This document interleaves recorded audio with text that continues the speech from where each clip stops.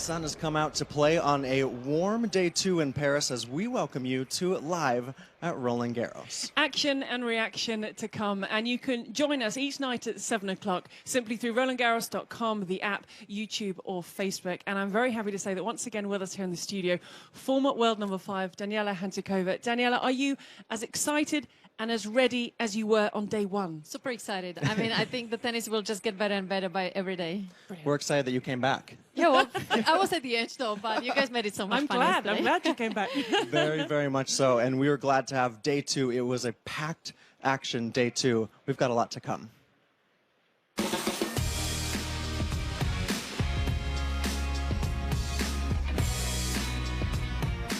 The hunt for a second career Grand Slam is off to a winning start. And relaxing in Paris with one of the title contenders on the women's side.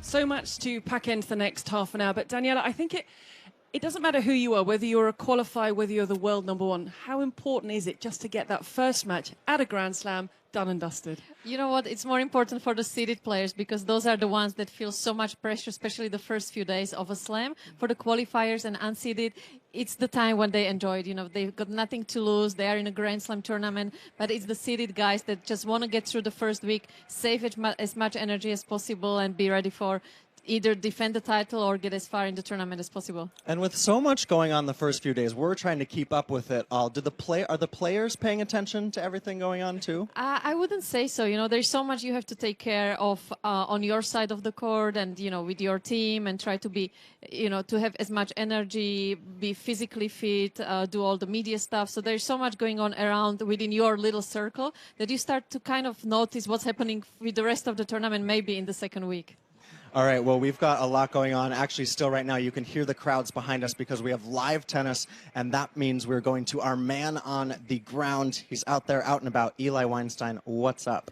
How you guys doing? Welcome back. Court Philippe Chatrier, Serena Williams, Vitalia Diachenko, and we are kicking off set number 3. Serena dropped the first set, won the second one. Vitalia just took a rest break or comfort break. Lasted a bit long. Serena was actually hitting a few serves here, staying warm. Here are a few facts. Serena Williams, 17th main draw appearance here, number 17. She started here the first time. It was 1998, people. That's another century, okay? So 3-time champion, obviously, 02, 13, and 15. Longest gap between two titles in a Grand Slam here, 11 years. 71st Grand Slam appearance. I mean, the career is amazing. Big question mark, though, on her form. She only completed 1 tournament this year, meaning that she didn't pull out from, which was the Australian Open, where she went quarterfinals. Quick word on Vitalia Diachenko, tall girl, Russian girl. She's number 83 in the world. She plays 2 hands on both sides. And get this, her favorite city in the world, Paris. Her favorite player, Serena Williams, and her favorite actor, Keanu Reeves. And we are in Paris. Serena Williams is on the other side of the net. And a lot of people tell me I look like Keanu Reeves, so perfect day for her. Eli, I don't know what your clothing descriptions are like, but there was a lot of buzz about what Serena Williams would be wearing, and she had an unveiling of her French Open collection. So would you like to give it a go as to what she's wearing out there? Yeah, she's now with her 3rd outfit of the day. She came out on court with a kimono on. Actually went through the warm-up with a kimono. Then she took off the kimono and was wearing a very short top and dress. And then, well, it's getting a bit chilly and maybe a bit easy for her, so she put on a black sweatshirt. So yeah, 3rd outfit of the day. Maybe she'll go for 4 or stop there. Eli, I think that was fantastic. Thank you very much. Well done, with Eli. Eli. What did you think about that description of Serena's outfit? Could you paint yourself a picture? Well, you know what? She always likes to, you know, she has her own fashion brand, and she likes to always make it interesting with her enter on the court. And then I just feel like that was a smart move for her to cover up for the 3rd set, because sometimes when you're not playing well, you're losing, you might be thinking, okay, maybe I overdid it a little bit, and you're just putting too much pressure on herself. But I just want to point out one thing there that was mentioned. 1998, the first time she played here. That's an unbelievable number. amazing. That just shows how much she loves the game, what an incredible athlete and competitor she is, because, she could put her feet up tomorrow and not care less about this game anymore. And to be still here since 1998, that's just incredible. It's absolutely incredible. And another incredible stat is that Rafa Nadal is going to become the only player ever in the history of tennis to go for 12 titles at a major at a Grand Slam. He's an 11-time French Open winner. He would have, Daniela, wanted just to start things off comfortably, have a bit of a test out there, get used to the conditions, and it's exactly what happened against the qualifier from Germany. Yeah, it was the perfect match for him. That's what you want exactly in the first round of a slam, to get yourself tested where you are at, what kind of shots you still need to improve a little bit to have your confidence. And, it's just, again, talking about numbers. I mean, these guys are creating history by every single day, and it almost feels like they are sending message to each other between Novak, Rafa, and Roger, who is starting off the tournament better. And we talk about, if the other players watching what's happening throughout the tournament, maybe not the rest of the field, but these three guys are watching each other big time. Yeah, and Rafa maybe not necessarily tested, straight sets today, wasn't tested maybe as much as Hanfmann would have liked to test him, but you would look at this match for Rafa and say, okay, all systems go, Daniela. This is how he wants to start a run at, as Gigi said, perhaps a 12th title. Yeah, exactly. Especially it is all about saving energy for these guys, because, clay court to win a tournament, it's physically most demanding. Playing best of 5, that's another story. So the less energy they can spend, especially in the first week, the better for them. And now he can just rest up, put his feet up, and it's just it's such a beautiful time to be in the tournament when you know everything's going your way, you're hitting the ball probably better than ever. That's what I felt like when he won in Rome. I haven't seen him playing this well for a long time, so all great news for Rafa. Certainly is. Well, after Rafa's win, it was a win for Novak Djokovic. You said it. They're trying to one-up each other. And Djokovic, well, he dropped more games today. He lost 8 games in total. Rafa just won 6, but he only spent about an hour and a half on the court. It just didn't really have any trouble with Hubert Hurkacz.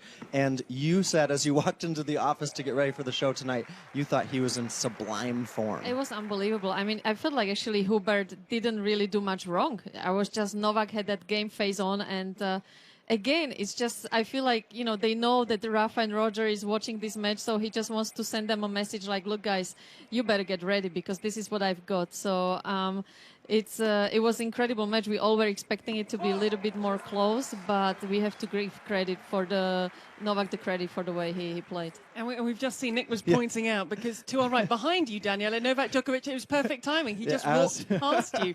And you had camera crews following him. And he's obviously doing his... And that's the other thing, what they have to do after a match, whether it's in 10 different languages like Roger Federer, but there are so many commitments for them once they leave the court. Exactly. So that's why you ask about whether they're watching other players.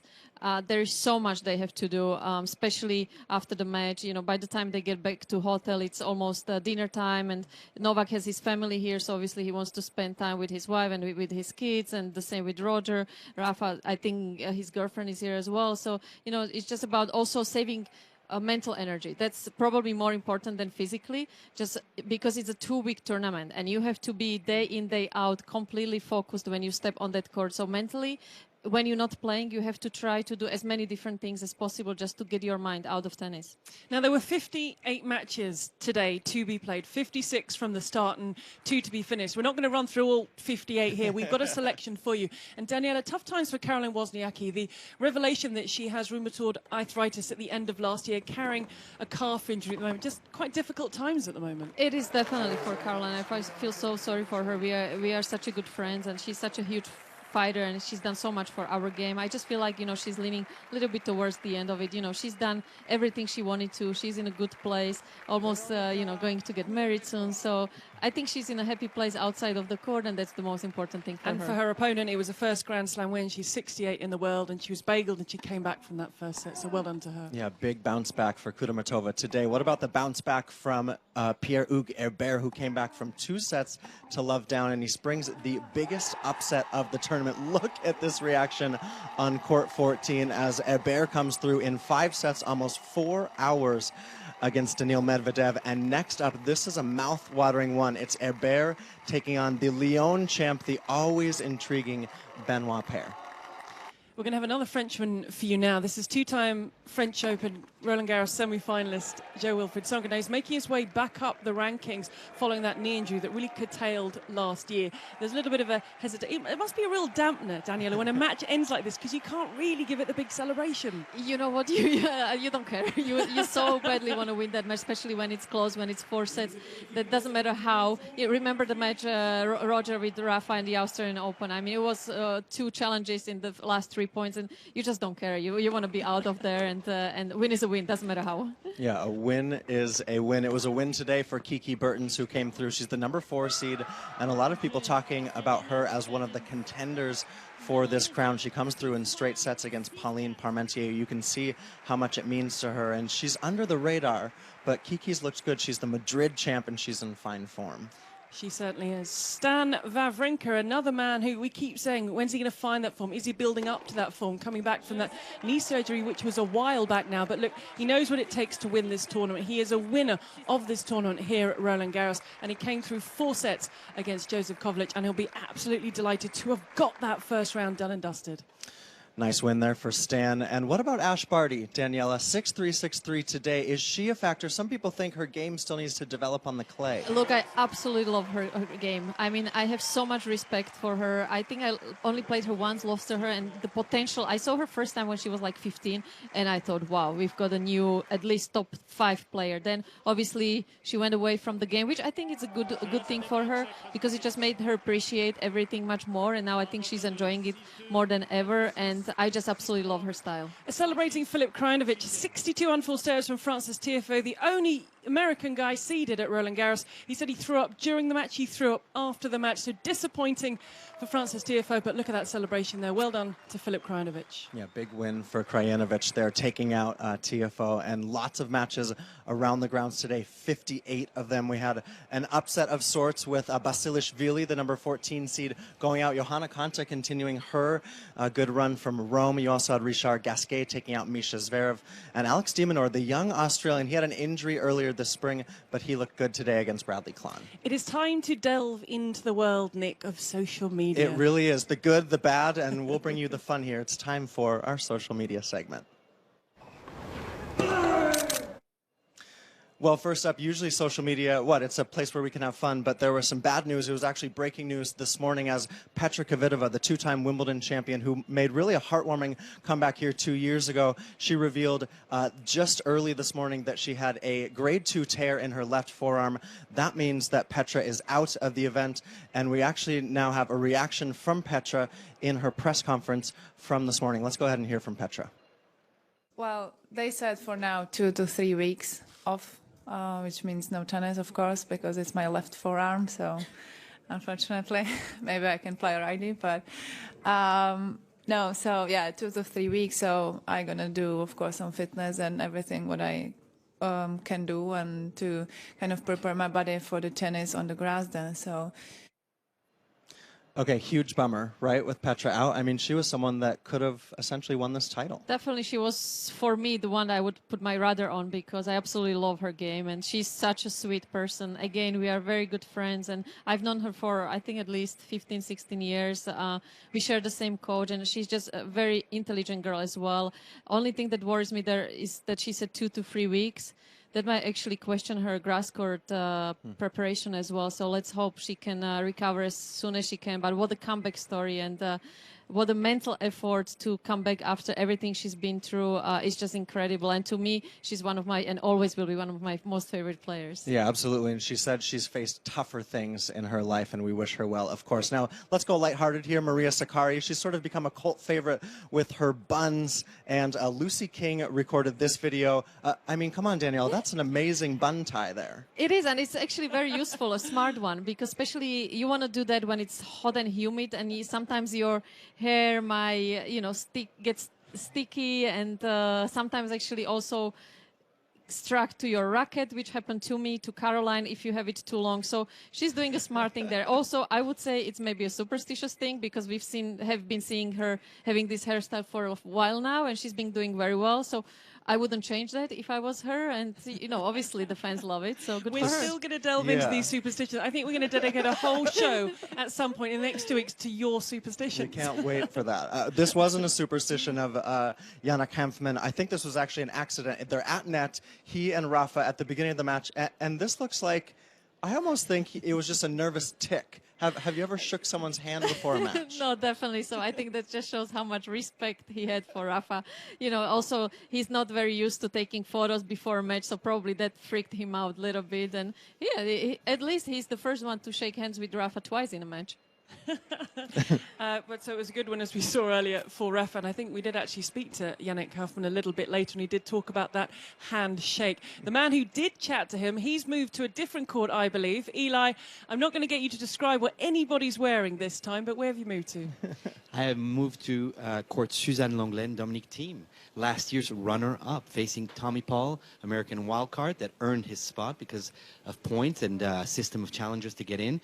It's his Roland-Garros debut, and he's making it against Dominic Thiem. Could have been a better draw for him. He dropped already the first set, and it's 2-1 Thiem in the second. Few things about Dominic Thiem real quick. So last year's runner-up, he's number 4 in the world. Earlier this year, he became the very first Austrian to win a Master 1000 event, beating Roger Federer in Indian Wells. He's one of the 3 guys to have beaten Rafa coming up to Roland-Garros on clay. The other 2 being obviously Fonini and Tsitsipas. He beat Rafa in Barcelona. So this is Tommy Paul right here. I don't know if Philippe can show you right here, the American guy. And these guys are, it's 6-4, 2-1, 45 minutes of play, semi-full stadium, nice conditions, and Dominic Thiem doing the business. Thank you to the Whispering Eli, who's going to be back with a little surprise for Daniela at the end of the show. Now, a set has gone, plenty of matches still in place, plenty of action. Kyle Edmund took the first set comfortably on a tiebreak. Jeremy Chardy has bounced back to take the second set. Now, Kyle Edmund he's lost his last 5 matches, so he's looking for some form. It's a tricky test up against the Frenchman for him, Daniela, and Chardy's leveled things up at a set apiece. Yeah, I think it's a match where both of these guys are looking for some more confidence going into the second half, let's say, of the season, and I think it's going to be a long one because it means a lot to both of them, so they're going to be fighting for every single point. Yeah, they certainly are. 1 set all. They reset now. It's a best of 3 match. Let's go ahead and move now to our defending champion. It's our question of the day, and it all revolves around Simona Halep.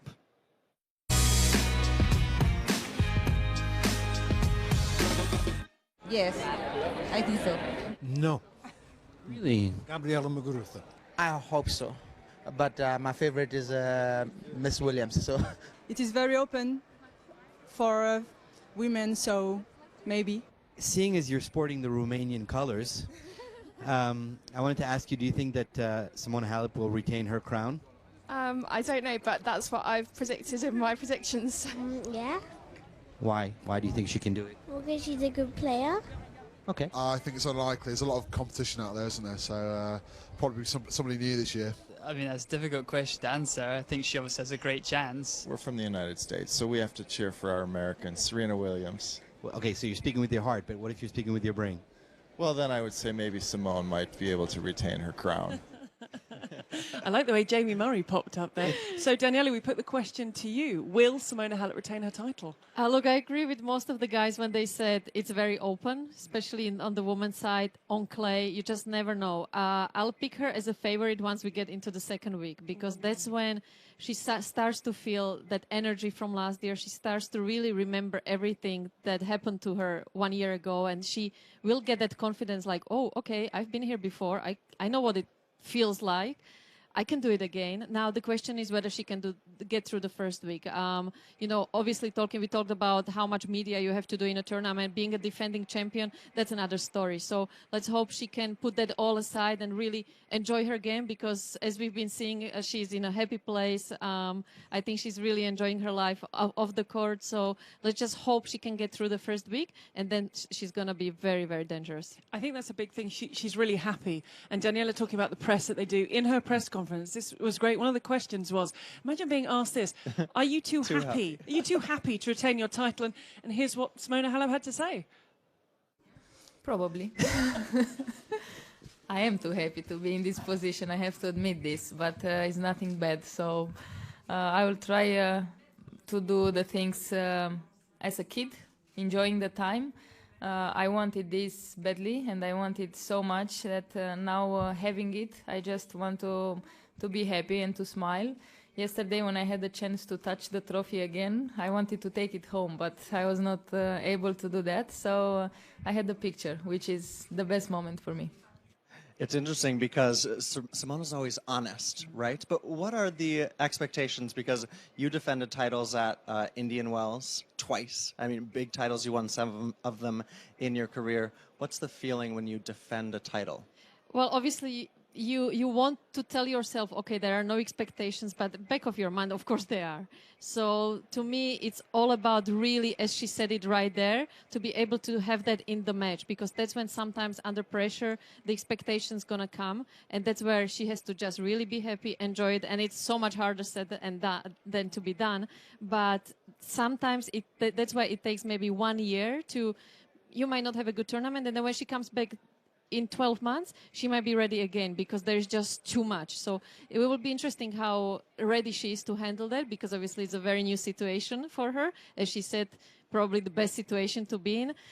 The one factor I would want to point out, last year Darren Cahill was with her, and that was huge to me. I mean, he honestly pushed her to that title, and you know, when sometimes mentally she was a little bit getting weaker in matches, he was not gonna have any of that. So he was kind of a wall for her, that it's not there anymore. So it will be interesting if she can do it again almost by herself. That would be amazing. And I really wish for her, because she's just such an amazing girl. It's going to be interesting to see how people have voted. You have been voting in your thousands. Now, this was across Twitter. I believe it was also across Instagram. We haven't seen the results, so it's much of a surprise to us. So, no, 42% do not think she'll defend him. But yes, 58%. Pretty split. I think when we broke it down, Twitter was largely no, she wouldn't. Instagram sort of bumped it up. You would not vote until the second week. Is that right? You're abstaining from voting right now. We're going to allow that. It's day 2. We want you to come back for day 3, so we'll allow that. We're allowing it. What do you think? Can I abstain? I picked her. I've picked Simona as my winner. Good I'm one job. of that 58%. Okay. Yeah, Well I did done. vote yes on Twitter. And another person who might come into our Yes. speaking, you've been talking to a little bit earlier. Yeah, certainly. We've got the chance to hang out with Elina Svitolina, sort of outside of Roland-Garros, and she is a title contender. She beat Venus Williams in the first round, but we got her off the grounds in a relaxed setting.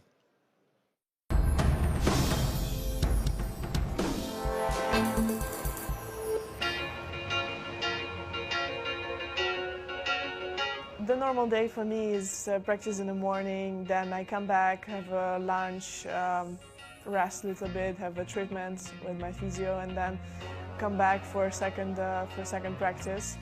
When you go on site, because everything is crazy, it's important to don't waste so much energy. So that's why I chose to stay here, and it seems very quiet and feels good. I was growing up watching Roland-Garros on TV. I don't know why this special event was showing in Ukraine, because I actually didn't see any other events. It was only Roland-Garros with the streaming. So this is history, and this definitely motivated me to become a professional tennis player. And also, you know, the places like here, for example, or some other restaurants, like one of my favorites that I go, they have like a soul, they have a history, and that's what, when you enter, you know, it's like you're the little part of the history. Everything what comes with Paris, the food and the people is, you know, have character, I would say. So I think that's why it makes it special and different to another cities. I like croissant. Actually had this morning one. Tartare is actually one of the dishes I like.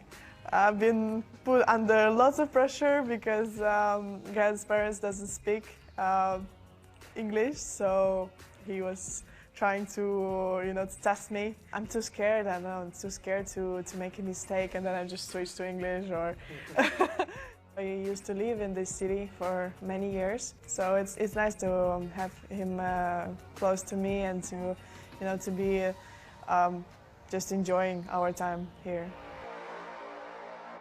I had some really tough matches here. I had great comebacks. I had some really tough losses here.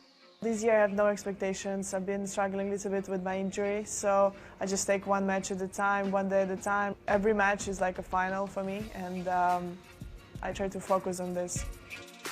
I think every slam is very special. I have a different energy.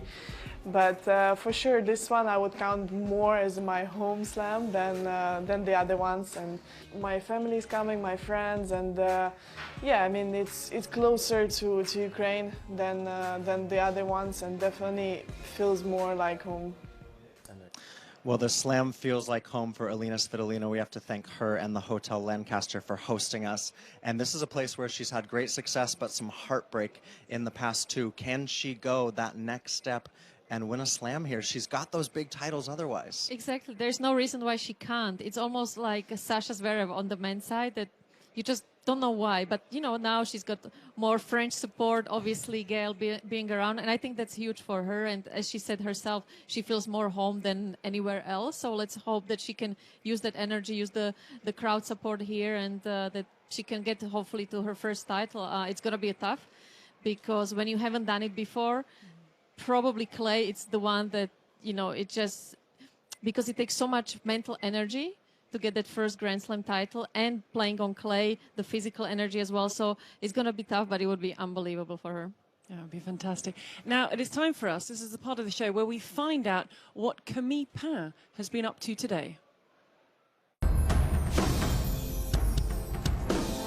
Hi everybody, today I wanted to show you one of the most important places for a player to get ready for a Grand Slam is the official racket service. You can see behind me 18 machines are there to help the players playing better, because if the tension is a little bit different, a player can be bothered by that, and they are very demanding. Something you need to know is that depending on the machine, the tension can be a slight different, and players really want the same machine for the whole tournament. I'm standing in front of Rafa Nadal's machine. I'm quite impressed. And over there you have Kei Nishikori and Naomi Osaka's machine for the whole Roland-Garros tournament. I'm standing right now with Sylvain, which is the racket service manager. And I wanted to ask you, Sylvain, what are the tension used by the players? So the tension used by the players are really different according to the players. So they are starting at 12 kilograms for the lowest tension, up to 36, 37 for Dustin Brown, for example. And I would say that the average tension is around 24, 25 kilograms. And what about Rafa Nadal, for example? Rafa is swinging at 25 kilograms. Okay, thank you very much. Okay, guys, mine is ready now. So let's see tomorrow in another place here in Roland-Garros. We would love, Camille Pain, to have you play tennis with that tennis racket. Thank you so much. Inside, underneath court 1 is actually where that's located. All right, so players getting ready for the tournament. What about what's going on right now? Eli Weinstein, where do we find you on our final visit? In the middle of the venue, and in fact, right next to court number 7, where you can see there's a line. Why? Because Denis Shapovalov is playing on that court, and he's down 2 sets to love to Jan-Lennard Struff. So that could be a big upset here, and people are very excited to go and catch maybe the end or the beginning of the comeback. Who knows? That one could go for a little while. And also we have Serena Williams, who I think just qualified, if I'm correct. So, yep. So lots of stuff going on. Philippe, Charlotte, and I are just going to hang out and watch some tennis. I mean, why would we go back to the studio? But before I go, is Daniela there? No. She sure is. Here we go. She tried to leave. So Daniela, I want to know, after the selfie that you were made to take. I can't believe you still don't believe me. What's going on with this picture? What's going on here? Can you tell me? Oh, okay. Oh, wow. Oh, there we go. That was actually really cool. Probably one of the best experiences ever. That's Bryant Park, New York. Wow. And there was the opening scene for last year US Open. Amazing. For a TV station that I was working there for. And they organized me to play in the park. Can you play the piano? I can, yeah. That was the whole point. I mean, I wouldn't just sit there. I just wanted you to pose. And what did you play? Unfortunately, they wanted me to play maybe New York, or Empire State of Mind, but that was not on my list. But it was still one of the most special moments because there were people stopping by and it was just Amazing. beautiful. Okay, Yes. so we have to get a piano on set here for you. That's our Anytime. challenge. Okay, there's a lot of stairs. But if we can, maybe we can just sort of fly it in and float it in from the side. I hope at least this one you believe me. Oh, I believe you 100%. I believe everything you say. Thanks, you, Eli. Results to bring you. You may have heard some cheering in the background, but the three-time Roland-Garros champion Serena Williams, she is back, and she is back winning. Look at that.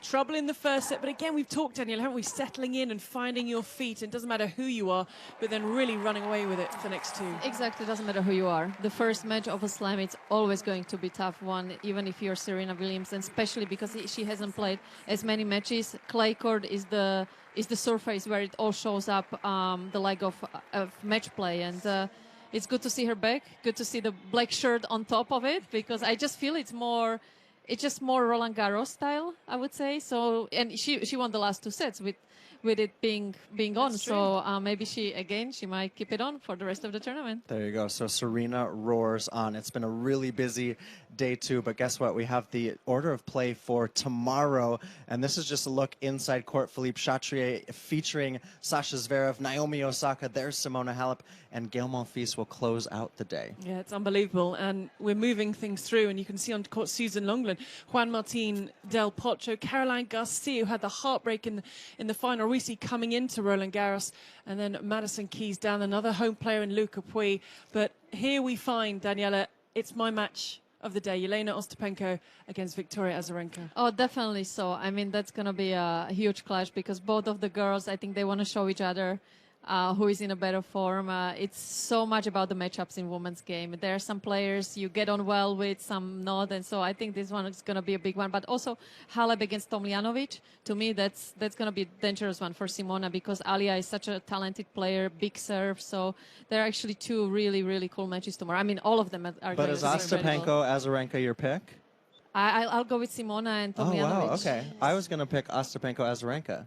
What are you Okay, going so to- today we I don't was have to going fight Ostapenko about it. Well, I thought we were all going to agree for once. We're not all going to agree. Maybe that's something we're going to aim for by the end of these 2 weeks. And we've got a lot of matches, so we're going to get there. We're going to get a piano in for Yes. Daniela to play. Superstitions. Superstitions. So We've got a many whole things. show of that, so we've got so much to it. But we haven't got time tonight because No. we have run out of time. But thank you so much for your company. The action does continue around the grounds here at Roland-Garros. And you can go to rolandgarros.com or the app, and you can keep up to date with everything that's taking place for the rest of today. And, of course, the scheduled play and moving forward. And, Nick, we're going to be back same time tomorrow. Yeah, we certainly are. Facebook, YouTube, RolandGarros.com, the official app. But for now, from us here at Live at Roland Garros, it's good night. Good night, guys.